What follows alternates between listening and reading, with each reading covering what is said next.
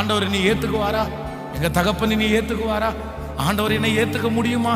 நான் தான் எல்லாத்தையும் அழிச்சிட்டேனே, நான் தான் எல்லா கிருபையும் இழந்துட்டேனே. இல்ல இல்ல இல்ல இல்ல, அப்பா இன்னைக்கும் நமக்காக என்னதான் பண்ணிட்டு இருக்காருன்னா, அவரே பார்த்துட்டே இருக்கிறார். என் மகன் வருவான், என் மகன் வருவான். எத்தனை வருஷமானாலும் ஆண்டவர் எதிர்பார்க்கிறாரு, என் மகன் வருவான். உங்களுக்காக ஆண்டவர் காத்துட்டு இருக்கிறாரு. நீங்க அவரிடத்துல வந்தாதான் வெற்றி. நீங்க அவரிடத்துல வரும்போது எல்லா மகிமையும் உங்கள் தலையின் மேல வைக்கப்படும். ஹல்லேலூயா.